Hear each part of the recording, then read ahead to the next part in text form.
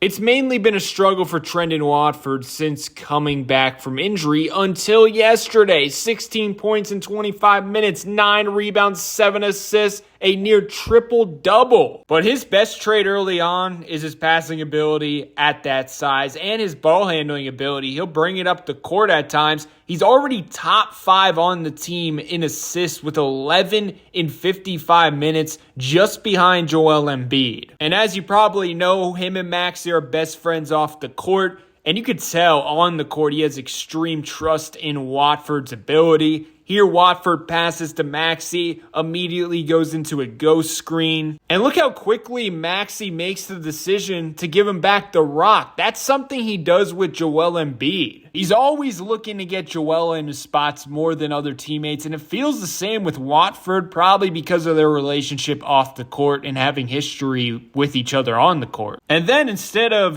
going up against a contest, he just quickly passes back to Maxey, and it opens up a wide open three-pointer for Quentin Grimes. Trendon Watford offensively is going to result in good ball movement for the Sixers. Here's another example. Tyrese Maxey double teamed off the screen, finds VJ wide open, pass to Watford. He pump fakes the three. One dribble, he sees the help defense in front of him. One hand pass immediately to VJ. And what do you know? It leads to a clean look for Maxey. Just an unfortunate miss. When he's been on the court for the Sixers, they have a 68.6 assist percentage. To put that in perspective, the leader is the Jazz, 71.7% so far this season. Right behind them is the Warriors, 69%. And then 68% for the Bulls, Memphis, Toronto. So overall, with him on the court, they're sharing the basketball, not giving him all the credit. But clearly, when he has the rock in his hands, he's making quick passing decisions. And right now, defenses are so worried about the three-point shot when they're defending the Sixers because VJ, Tyrese Maxey, and Quentin Grimes to open up the season, all of them are on heaters, even Kelly Oubre. So adding Watford's downhill attack off the bench is going to be huge for the team. Grimes kicks it up to him, and he just absorbs the contact and goes through everyone to finish at the rim. This is his bread and butter. Now he's driving left. The defender cuts him off over the head. Euro stepperoonie. And then the sweet touch on the floater. And on this one, he told Maxey, I'm going to be the point guard. So Maxey just walks up the court, and he's getting pressured by Terrence Mann, a feisty defender. At this point, I was low-key thinking, okay, give it to Maxey, set a screen. But he's like, nah.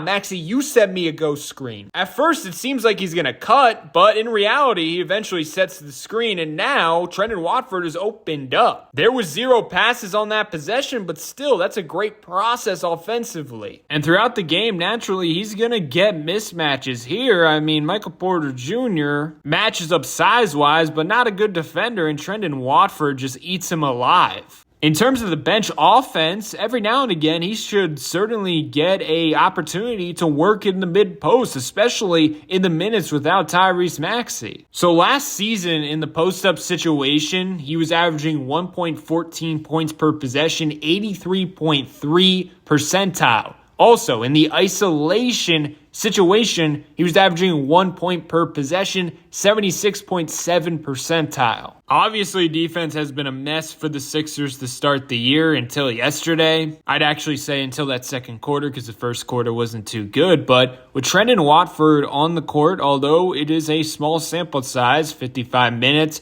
105.9 defensive rating. Early in the season, the Sixers have really been deploying small lineups, so I think just having Trendon Watford at the power forward position and then having another center like Bona, Embiid, or Andre Drummond, finishing at the rim is just much more difficult in those minutes for opposing teams. And man, oh man, if he could hit these types of shots somewhat consistently, watch out. I mean, he had the catch high, one dribble backwards, kind of fading away off balance, and it's nothing but net. Also, a key for him yesterday was cooking on the offensive glass. Now, it was Brooklyn. However, in his rookie season with Portland in 2022, 1.2 offensive rebounds per per game. Since then, he has not cracked 1 offensive rebound per game, and now with the Sixers, 1.7. So that's something to keep an eye on, because yesterday he was vicious on the glass, both defensively and offensively. And I think in terms of rebounding and defense, he can be a force on that end. It's just about,